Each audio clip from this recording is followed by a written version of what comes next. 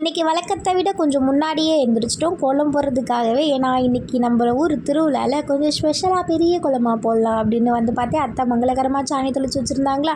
நம்ம அப்படியே மேலாப்பில் கூட்டிகிட்டு என்ன கோலம் போடலான்னு கோலம் நோட்டை பார்த்தே ஒன்றும் சரிப்பட்டு வரல. அம்புட்டு புள்ளி வச்ச கோலம். ஆனால் நம்ம இஷ்டத்துக்கு இழுக்கிறதுக்கு ரங்கோலி மட்டும் தான் செட் ஆகும். டெய்லி சும்மா போகிற கோலமாகவே நல்லா பெருசாக போட்டால் தான் எனக்கு பிடிக்கும். பட் இப்போ அவ்வளோவா குடிஞ்சு நிமிந்து கோலம் போட முடியலையே. அதனால் ஒரு சின்னமாக ரெண்டு கலர் தான் இருந்தது. அதை வச்சு ஒரு கோலம் போட்டுட்டு பார்த்தேன்.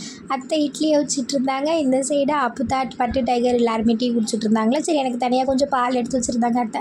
அப்படியே பால் குடிச்சிட்டு இருக்கும் போதே நம்மளோட அப்புத்தா வந்துட்டாங்க. அப்புத்தாவோட தங்கச்சி. ரொம்ப நாள் ஆச்சு அக்கா தங்கச்சியை மீட் பண்ணி.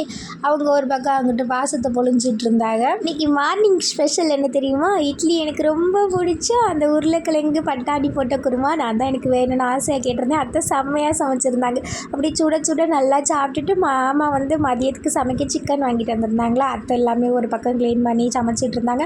நம்ம சும்மா பொரிக்கிறதுக்கு மசாலா மட்டும் அப்ளை பண்ணி வச்சுட்டு ஆல்ரெடி நம்ம நைட்டே என்ன சாரி கட்டலாம் என்னென்ன அப்படின்னு எடுத்து வச்சுட்டேன். நம்ம ஃப்ரெஷ் ஆகிட்டு ஜம்முன்னு கிளம்ப வேண்டியது தான். இந்த வருஷம் திருவிழாக்கு நம்ம யாருக்குமே சொல்லலை. இல்லைனா நம்ம வீடு கலகலன்னு இருக்கும். யாரும் சொல்லலைன்னு கோச்சுக்காதீங்க. செல்வா வராததுனால நாங்கள் யாருக்குமே சொல்லணும்னே தோணலை.